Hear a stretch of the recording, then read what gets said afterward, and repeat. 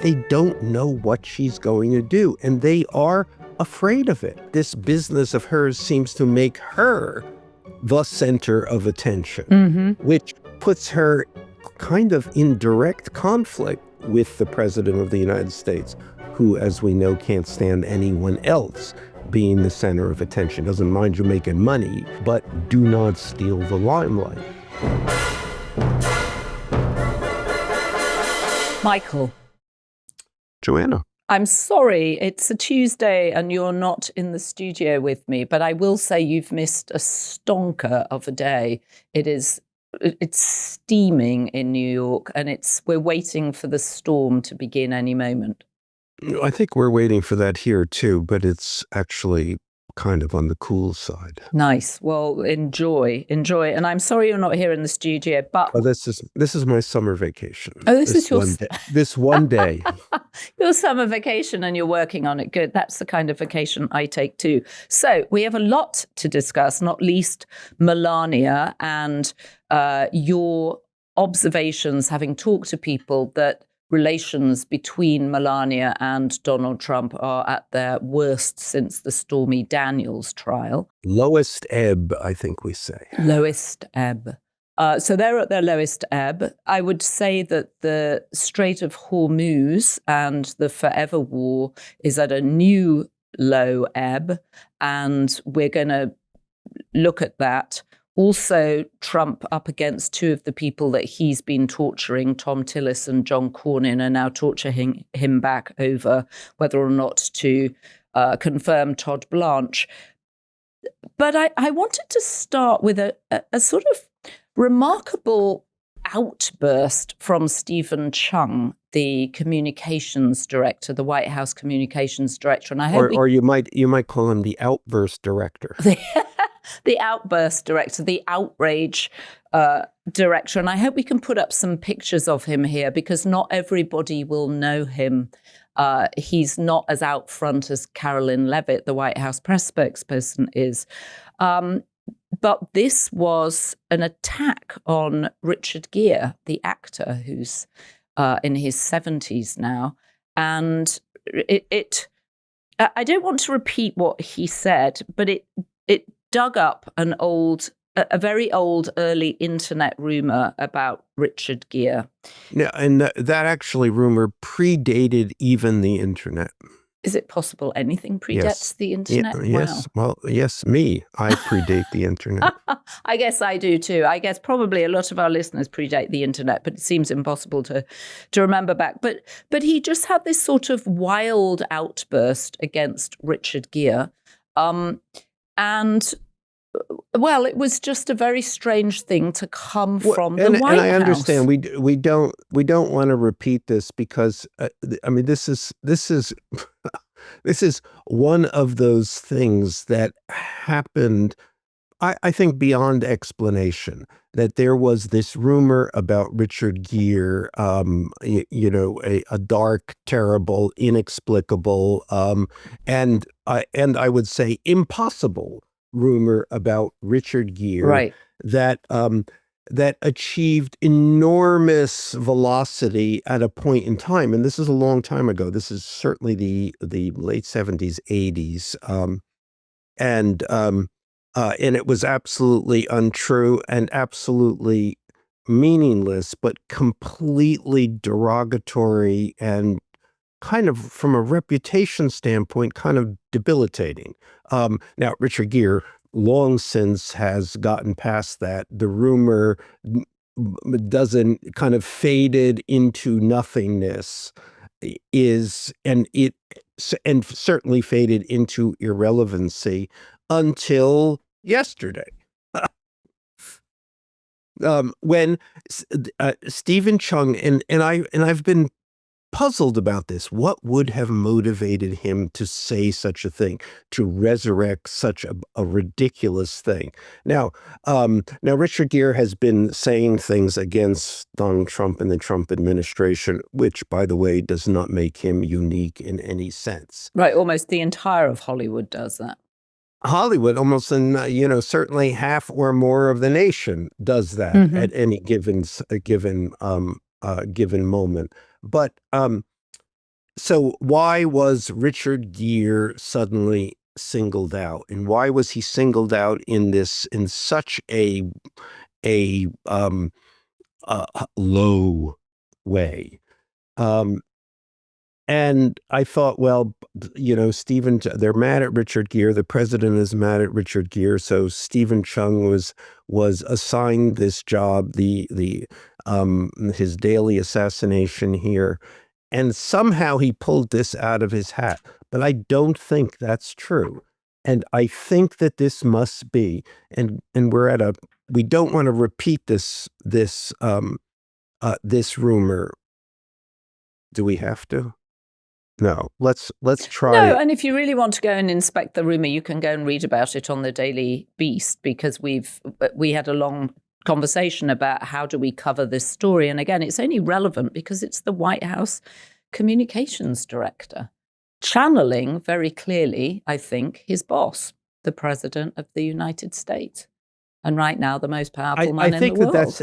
I think that is the thing. It is this other thing inside Trump's head. Inside Trump's head is at a fixed point decades and decades ago. Mm-hmm. So this rumor, this ridiculous urban myth about Richard Gere is still in Donald Trump's head. And he must have been the one who brought this up again, because actually Stephen Chung is probably even too young to know this. Right. When we talked about it in the office, most of the people in our office didn't know about it. I'm probably the oldest person in our office at the moment. And, I remembered it. And it also made me wonder if Donald Trump himself had actually come up with the rumor, because at the time, Richard Gere was the star of American Gigolo, went on to do Pretty Woman, married an actual supermodel, Cindy Crawford, as opposed to Donald Trump marrying Melania, who he pretended was a supermodel, but we know, in fact, wasn't really a model of any great note. And I wondered if it was just some sort of wild jealousy that is still lodged somewhere in a file in Donald Trump's brain. And that's the way things happen in the White House. It's Donald Trump who was incensed about Richard Gere. He saw something, someone said something. He has some association with Richard Gere. Richard Gere is handsomer than he is. Richard Gere is handsomer than anybody. Yes. Is ultimately in that Hollywood context much more successful than Donald Trump ever was.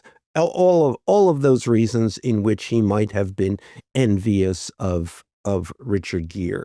So, these sparks go off in Donald Trump's head. They're not connected to anything reasonable. They're connected to a set of random memories that come together at any given moment to create this moment of anger and resentment. Mm-hmm. And then he puts that together with this urban myth libel, which no one knows about anymore except Donald Trump, because he's 80 years old. And there it comes out of Stephen Chung's mouth. It was just a crazy moment, as is the fact that we really have seen almost nothing of the First Lady this year, which is why it was a surprise to see her. We've seen her, I think, 3 times this month at UFC, at the fireworks, and she was there with Barron at the World Cup final on Sunday. And actually, I looked it up. She's done approximately 14 to 16 public appearances this year. Well, you talk about this on your Substack this week. America has always built its way forward through disruption, through reinvention, through people overcoming the challenges before them. Today, the ideas shaping America's future are being built collaboratively by communities, innovators, and entrepreneurs all looking in the same direction. In storefronts, community centers, and towns, most people drive through without stopping. People are using technology and creativity to solve real problems in practical ways. building opportunity, optimism, and momentum from the ground up. We're already writing America's next chapter. We're building what's next now. And these are all just to note negotiated appearances. We'll come on to what that means in a minute. But if you compare it to Michelle Obama was doing between 100 and 150 public appearances a year. Laura Bush did roughly 120 a year. And Jill Biden she was on well over 100 trips alongside Joe Biden. Now, you might argue that she needed to be there with Joe Biden. When you say negotiated, what do you mean? And let's just step back also just to the context here is she'd made no appearances during the 2024 campaign until basically she did an appearance in the last week of the campaign. He was indicted 4 times, myriad court appearances, never once appearing with him. And that was always in my book about the campaign. I recount one aide going to her and trying to ask her as politely and nicely, gently as possible if she would come to court with him, and she just broke up in laughter and said, "Nice try." She broke up in laughter? In laughter. In laughter. Nice try. Nice try, Donald. I'm not coming to court. I won't be in court, except divorce court. Okay, well, the appearances she's done this year, there's so few, so I can run through them quickly. New Year's sort of public holiday events. On February the 13th, which was her next public visit, as far as we know, she made a visit to Fort Bragg. And then she showed up on Valentine's President Day weekend at Mar-a-Lago. Women's History Month, she did an event at the White House. She did the Easter egg roll in April. There was a White House Mother's Day event. In the spring, there were some ceremonies promoting Melania's initiative. I think there was one about foster children. Independence Day celebration and the FIFA World Cup. And of course, I include UFC in the celebrations for July. But what is she doing the rest of the time? And do you think I do have questions about her, because it's very odd that she's missing, and she is particularly elegant. So I always like to know what she's wearing when she shows up. What is she doing? What does she do with all her time? Absolutely fair to say the strangest marriage in the history of all presidential marriages. I just did this Substack piece on this, the wild card. They don't know what she's going to do, and they are afraid of it. Even more disturbing to the White House is that this business of hers seems to make her the center of attention, which puts her kind of in direct conflict with the President of the United States, who, as we know, can't stand anyone else being the center of attention. Doesn't mind you making money, but do not steal the limelight. Yeah, it's interesting. I mean, I'm sure there will be people listening to this thinking, wait a minute, FDR and Eleanor Roosevelt had a pretty odd relationship. And I've got something I want to read in a minute. But I think what's very clear, and they obviously did have a different sort of relationship, but Eleanor Roosevelt clearly loved being First Lady. She was great at being First Lady. And what's so interesting about Melania is she doesn't appear to enjoy anything to do with being First Lady. I mean, she looks like she's forced to turn out, and she looks utterly miserable when she's there. And for someone who was a model and used to being in front of the camera, she's remarkably reticent. I mean, I think it's also a different thing. I mean, all marriages have their issues. All marriages have their problems. All marriages are dissimilar in the various ways they are dissimilar. But this isn't a marriage. I mean, they just don't live together. I mean, Eleanor Roosevelt and Franklin Roosevelt was having an affair. All of them. I mean, many presidents seem to have have had affairs, but, as many marriages. But, but there is that moment. Are you together or are you not together? This is at some level binary, and they aren't together. Right. Well, I wonder if she'll be there in his final days. I was up at, I think I mentioned this, I was up at Hyde Park, the FDR library, a couple of weekends ago, and I took a photo of what they say about Lucy Mercer Rutherford, who was with him at the end. Among the people with FDR at Warm Springs during his final days was Lucy Mercer Rutherford, with whom he'd had a relationship before. After her affair with FDR ended in 1918, Lucy had married a wealthy widower, Winthrop Rutherford, but she and FDR continued to correspond, and during the 1940s, they began seeing each other again. Lucy was with FDR when he was stricken on April the 12th, 1945, but she left Warm Springs before he died. And Eleanor's sense of betrayal was revived, especially when she discovered that her daughter Anna had assisted in arranging the meetings between the two of them. So it was just a sort of interesting perspective on a presidential marriage. And of course, as you say, this one is quite bizarre because who knows what Melania is doing with her time. Yes, I see that she made $17 million, but how on earth does she spend her day? What is she doing? Does she get up? Does she go to the gym? Is she going shopping? Is she designing things?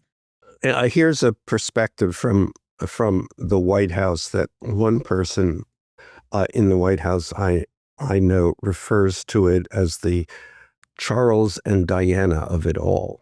The Charles and Diana of it all. How intriguing. Moving swiftly on, Michael, moving swiftly on to the Strait of Hormuz.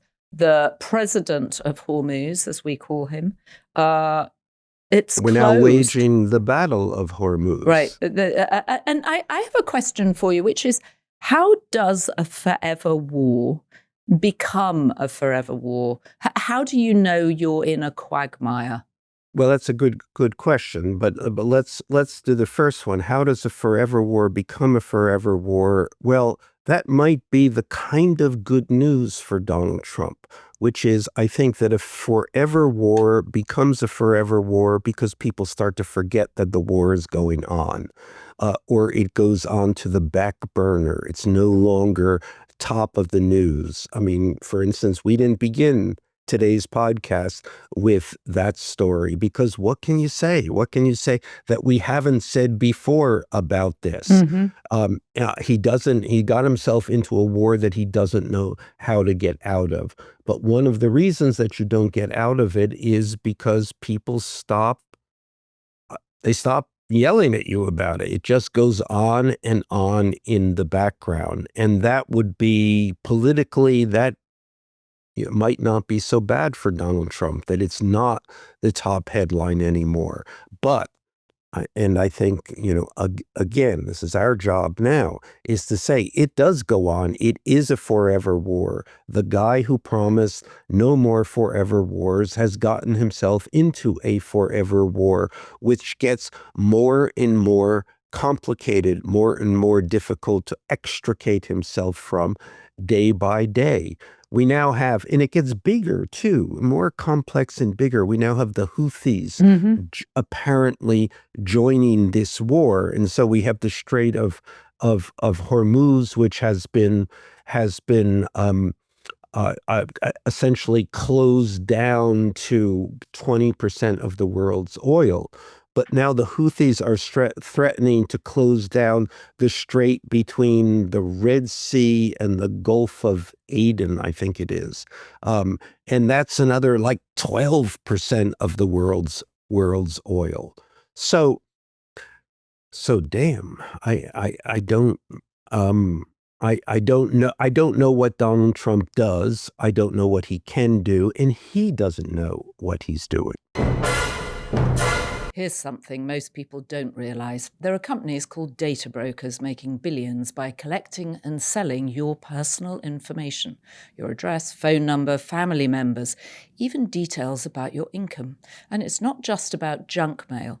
That information fuels scam calls, phishing emails, and identity theft, all without you ever knowing who's buying and selling your data. That's why I like Incogni. It automatically contacts hundreds of data brokers and requests that your information be removed, saving you from having to track them down one by one. Even better, it keeps working in the background because your information can show up again over time. If you find your data on a site they don't already cover, you can even send them the link and they'll work to get it taken down.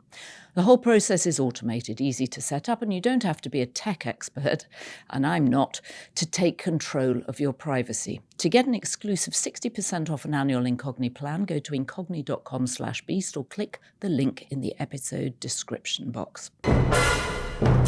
Well, and the people that he's sent to negotiate don't know what they're doing either, right? So Steve Witkoff, who may be perfectly good negotiating scraps of land downtown Manhattan to build offices, actually, it turns out, is no match for the Iranians, that the memo of understanding was a slapdash document thrown together.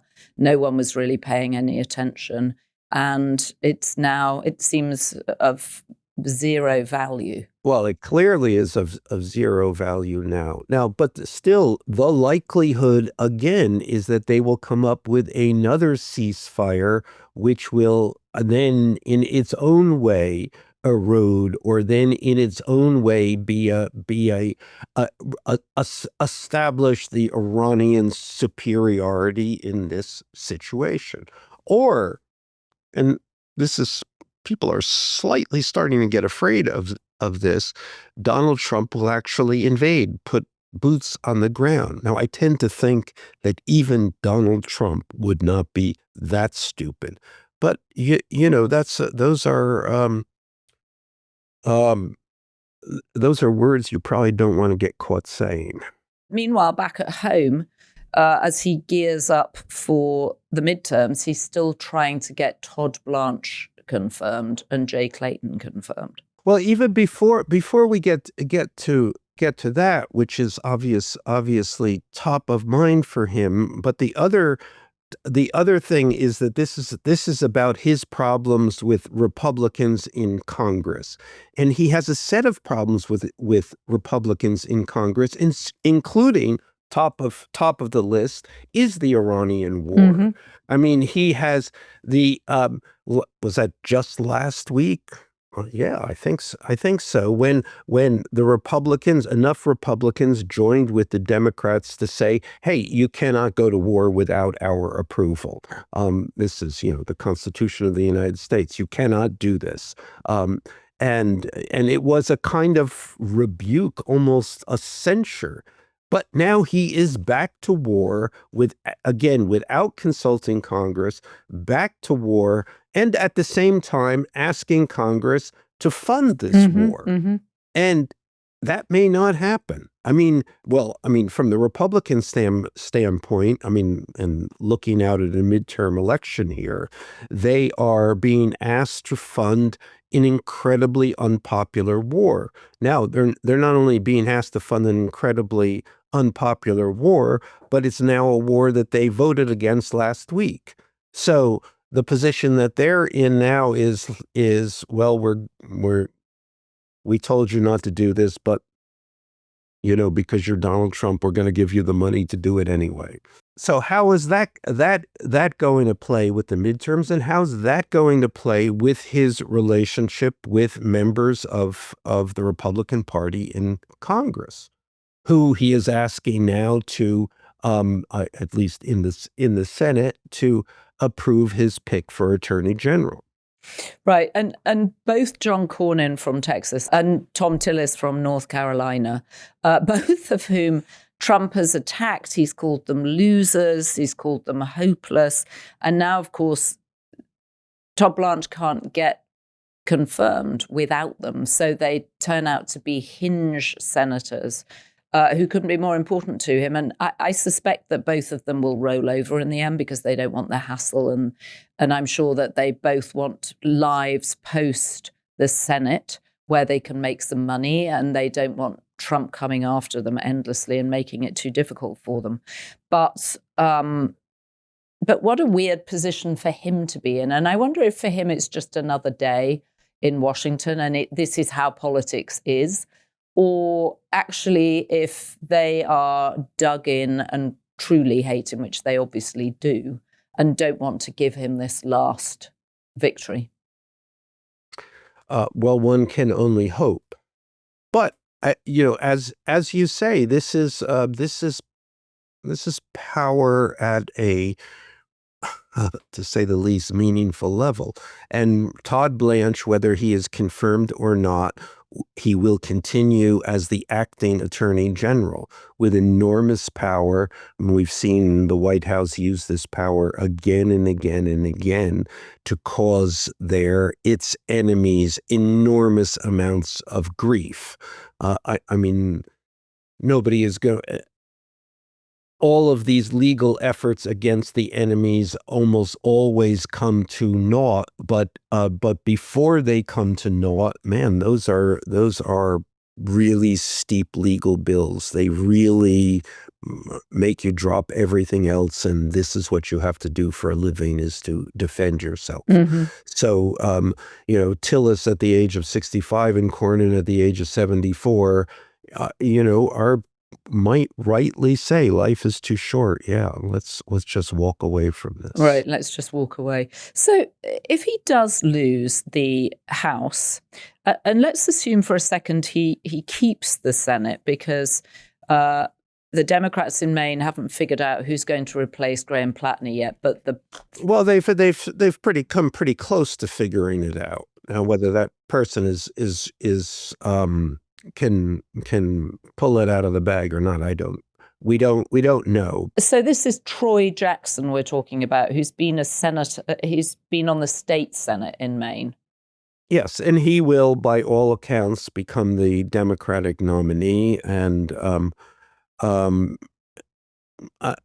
he's not an unreasonable candidate. I mean, he is in the Graham Plattner mode, but neither as tainted nor as charismatic as Graham Plattner. Yeah, I was going to say he's not as charismatic as Graham Plattner, but he's not coming, as far as we know, trailing allegations of rape. So that's a good, that puts him ahead. But I wonder if he'll be a match for Susan Collins. He doesn't look, I hate to say this, but he doesn't look like a U.S. senator. What does a U.S. senator look like now? Well, I think that's probably good, actually. Graham Plattner was an oysterman. This guy is a logger. I think that people want. I mean, I think that's the message that's being sent all over. You shouldn't look like a United States senator, because that look means you look like an old guy. And you look like people, you don't look like America.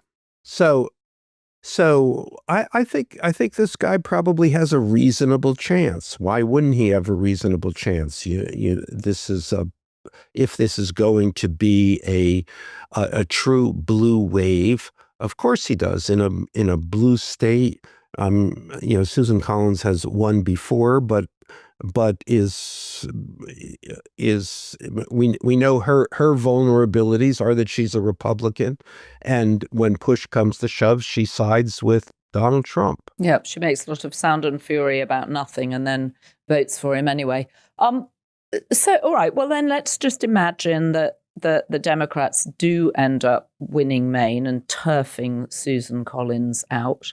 And miracle of miracles, the blue wave hits Texas, and Ken Paxton doesn't get elected, and James Tallarico gets elected instead, around which there is a lot of money right now. What does a lame duck presidency actually mean for Donald Trump? Does it mean that he spends his next 2 years tied up in all sorts of legal ramifications? What do you think it actually means for the country? It means two things. Yes, the Congress will become an incredible noose around his neck, burden on his shoulders. They will do everything possible to frustrate him and to humiliate him and to make him pay for being Donald Trump. And that may be good politics or bad politics. That's unclear because they've done this before and it turned out to be actually probably bad politics. But the other thing is, in terms of being a lame duck, is that things happen in his own party. So his own party begins to move further and further away from him, and we're already seeing this now with this I mean, what the single biggest thing he is demanding of Congress is to pass the Save America Act, which they won't do. I mean, they keep telling him we can't do it, but for whatever reason, that is not going to happen. That's a clear rebuff. But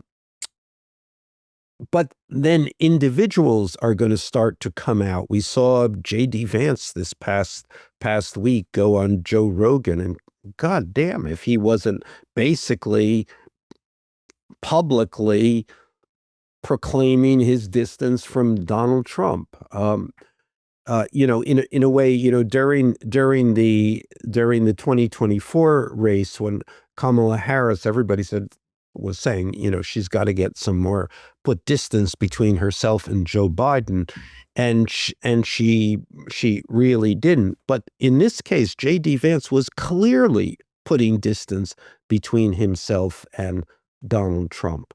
So, and I think we will see that across the spectrum of 2028 contenders. I'm halfway through J.D. Vance's book, actually, which I actually am intrigued. You're ahead to finish. of me. Well, I had an interesting effort, actually, on Saturday. I was supposed to be going away for the weekend. The storm moved in. I developed a leak in my apartment ceiling. I'm on the top floor. And so I decided, you know what, the responsible thing to do is to stay with my apartment while there's evidently a hole in the roof. So I trotted off to try and buy a copy of Communion because I thought I'll have a day reading. And I went down to McNally Jackson in Soho, which is the big prestigious bookshop in Soho. It's a fabulous bookshop. They didn't have it. I walked up to and I felt almost like I was asking for something illegal when I went up to the counter. I could see the woman looking at me askance. Anyway, she looked it up on the computer. They didn't have it. I then walked up to the Strand bookshop, which is the other, hugely prestigious, miles and miles of books. The Strand is a wonderful bookstore, constantly in movies. Not only did they not have it, but the man at the information desk made a point of telling me they had never ordered it. So I finally walked up to Union Square and found a pile of copies, all $5 off at Barnes & Noble. Thank you, Barnes & Noble, where I was served by a transgender person. This is my own personal odyssey to find Communion. And so I thought this whole story around J.D. Vance's book, it seemed interesting. But the first 100 pages in... Can I interrupt just to on a slight digression? So you read hard copy books. I love hard copy books, and I like to write on them. So you prefer that to electronic, but your default is still going to go to a bookstore. Yeah, and if I want to sit on Amazon. a Saturday afternoon quietly and read, I want to be able to write on the book. I want to be able to fold the pages. I've got a visual memory, so I can remember where something was. On electronic, you can do all I know, those but things. I hate doing that on electronic thing. I can't find the notes again, and it's just quicker. It's just so much quicker. But what the book is actually about is J.D. Vance's ambition. And what's fascinating is how he comes back to his religion, or he moves to Catholicism because he can't quite satisfy his ambition, and he doesn't want to. He keeps going on, and it's quite repetitive, the book. It should have been edited more. But he goes on about how he doesn't want to do decks for investment banks, how he doesn't want to work really long hours for a law firm. I'm just at the point where he's leaving Yale Law and he's gone to hear Peter Thiel speak. Peter Thiel just speaks to him in a different way, and the rest of the book is about to unfold. But actually what the book is about is J.D. Vance pursuing his ambition, knowing that he has to make something of himself and he can't figure out how to do it? Well, he's so far has hasn't done poorly. No, he hasn't done poorly. But I think that in terms of this this moment is interesting for him. I mean, as looking at a lame duck boss who he wants to. I mean, always this is a difficult and fascinating moment for vice presidents. They want to succeed the boss, but in order to succeed the boss, you have to offer something different than the boss. So we'll. I mean, that's the part of the drama that's going to play out here within the administration itself. It's going to be Vance. It's going to be RFK Jr. It's going to be Hegseth, and I'm sure we will see several others are rise up, and then we're going to hear from and we are already hearing the MAGA base outside of the White House who are directly taking on Trump. Right. So this is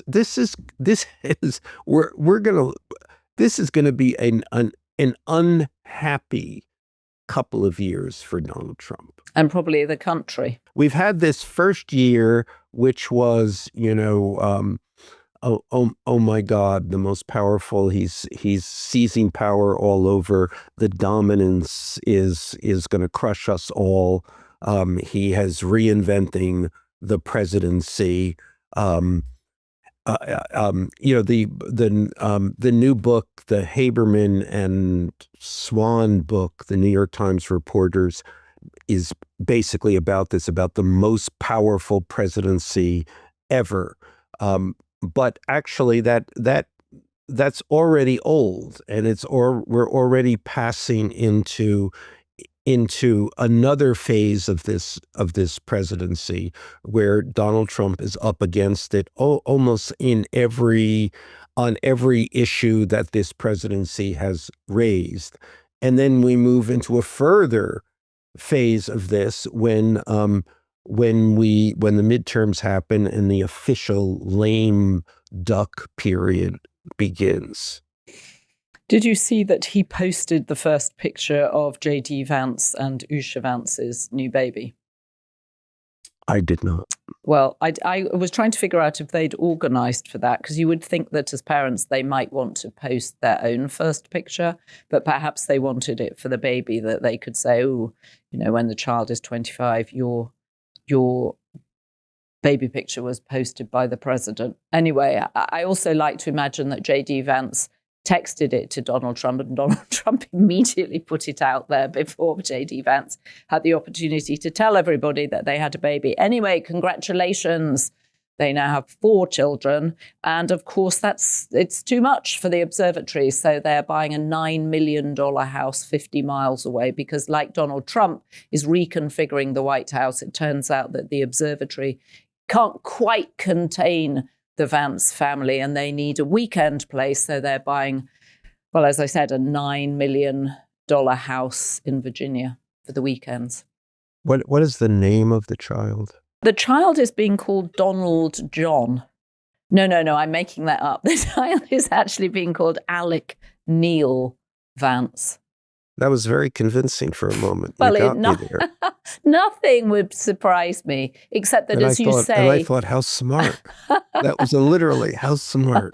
I think that, as you say, there was a moment when I think J.D. Vance would have done that. That moment has passed because he's got his eye firmly on the prize now. But part of that prize is going to have to be the support of Donald Trump, which he may, which Donald Trump will certainly be withholding. Yeah, about. Of course. But the one thing that comes out of this book is the scale of J.D. Vance's ambition.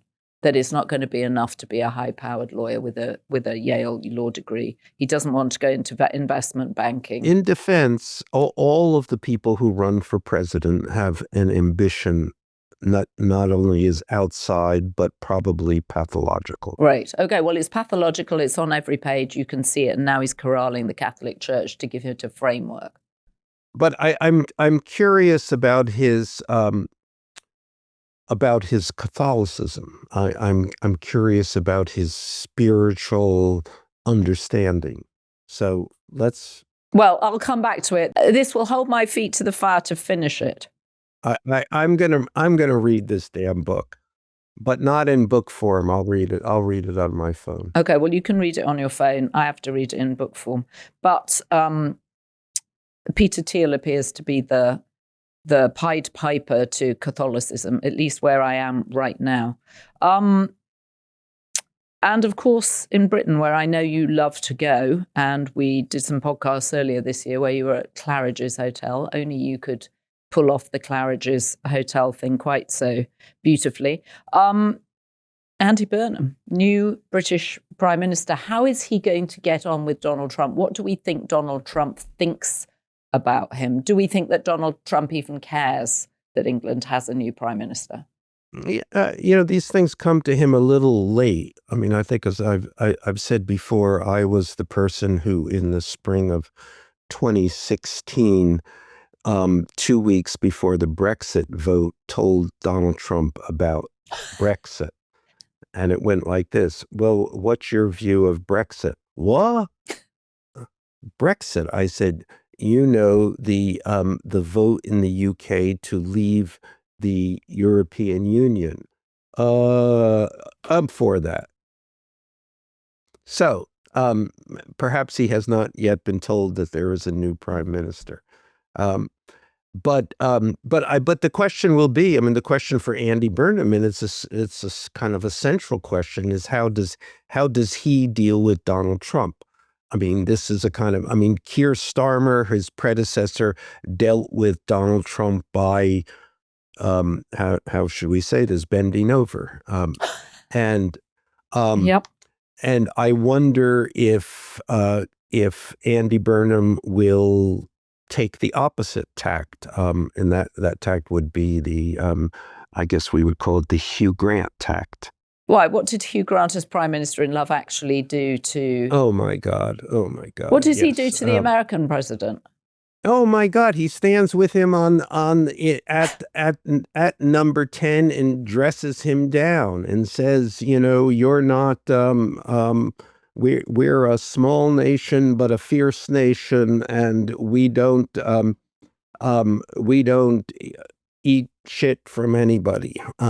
And it's I can't believe you don't know this. I can't remember it at all. This is one of the rousing moments in politics in completely popular, ridiculous movies. Okay, well, I'd totally forgotten it. And I had gone full circle back to the beginning of where we started our conversation, with Hugh Grant being caught with Divine Brown. Divine Brown being a prostitute. But you're going to revive it, and as will Stephen Chung. Me and Stevie, we've got a lot in common. If Andy Burnham becomes the Hugh Grant of the Trump administration. But I think it's also, I mean, he should do that. I mean, I think that Keir Starmer was served very badly by that decision to bend over for Donald Trump. Well, he didn't bend over for him in that he decided not to help him in the bombing of Iran. Well, a day late, $1 short. Very possibly. Well, the other person that Donald Trump may be paying attention to in England is the sort of very faint version of him in Nigel Farage, who started the Reform Party, broke off from the Tories, is very right-wing.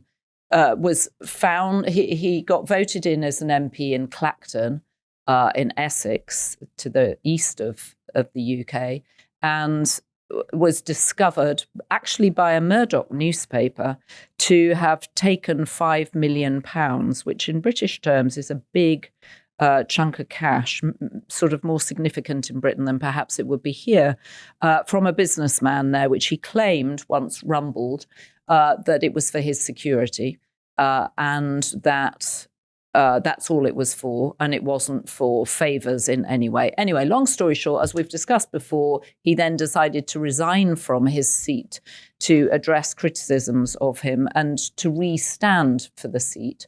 No one else has stood against him, except in classic British television. Just to be slightly more precise about this, he resigned so that his constituency could support him in a public way, and therefore he could say, "I didn't do anything wrong." But the problem was then that there were no Labour or Tories would run against him. So therefore, and that was obviously smart on their part. So he's left standing there looking like he can't prove anything. Well, and more ridiculous, now this tin can is running against him. Right, so Count Binface, in the tradition of British politics, usually there's some kind of insane comedian standing, and Count Binface stood in the Makerfield election, which is where Andy Burnham got his seat, on the premise of his platform was, I'm going to create an affordable house, to make fun of the fact that the first thing that all politicians say is, I'm going to make affordable housing. Of course, they never managed to do it. And he was like, I'm going to make an affordable house. But now Nigel Farage finds himself debating a man with a dustbin on his head, as you say, a tin can. It's very amusing. I thought it was weird that people didn't stand against him, actually, because they might well have stood a chance of beating him and getting elected. Well, apparently they thought better of it. Well, we will watch this space. But it is an interesting kind of moment in which it would seem that they have managed to highlight, in a way that no one ever succeeded with Donald Trump, although God knows why, the foolishness of Nigel Farage. But if he's back in his seat in Parliament, then he's won his point. That people don't care enough. I don't think he has. I think he's merely accomplished nothing there, and is still the same guy who has all kinds of corruption circling around him, and which he will have to continue to deal with. And he will not be able to reasonably say, my constituency voted for me and they support me. Well, they support you because there was nobody else, and it will probably be a very, very shallow vote. Well, how much more satisfying it had Labour stood against him and won the seat, and then they could have just fundamentally removed Nigel Farage from the stage altogether. Well, the answer to that, of course, is that they recognize that they would not win the seat. I mean, Nigel Farage is is a very powerful figure and a very charismatic figure. And that does not change the fact that he's also a very corrupt figure. So this is, we're not going to change the charisma factor, but by not running against him, we leave him with the corrupt factor. Well, there are all sorts of rumors that he's ill too. He certainly doesn't look very well, but I heard yesterday that there were rumors around him that he wasn't in great health. So anyway, we'll watch the space. And of course, it would have been a disaster for Andy Burnham as the new prime minister if a Labour person had stood against him and lost. That wouldn't say much for Andy Burnham's new government, which has got huge support. 340 MPs, I think, wanted him to take over from Keir Starmer, who is now, I'm told, lobbying to be the next Secretary General of the UN. Ah, okay. Okay, so we'll be back on Thursday, where the world will have turned once more. Who knows if there'll be any oil or gas or any kind of energy getting out from either the Strait of Hormuz or being ferried along the Red Sea. Wait, and what's the name of that strait there? Stand by. I think it's something like the Bab el Mandula, the Bab el Mandeb, the Bab el. Hold on. But we should learn it. I know we should learn it because it'll be a war. Next one. Yeah. I'll spell it out for you, Sean. B-A-B. Yeah. First word, and then E-L-L. Yeah. Dash M-A-N-D-E-B. So Bab el Mandeb. That was pretty close. good. That was pretty good, Michael. I think it's okay to acknowledge we have producers. Yeah, no. It's a greater cast of characters. A greater cast of characters, Ryan. Okay, Bab El Mandeb. Okay, so just goodbye. So, Michael, I'll see you on Thursday. You certainly will. Do you want to thank our team? Thanks to our incredible team, the interjecting Ryan, Heather, Max the intern, who I believe is no longer with us and no longer the intern, so we can read him out of this introduction. John, Neil, Rachel, and I think that's everybody. So the good news is we have so many B-Beast tier members now. There are too many names to read out, and we really appreciate your support.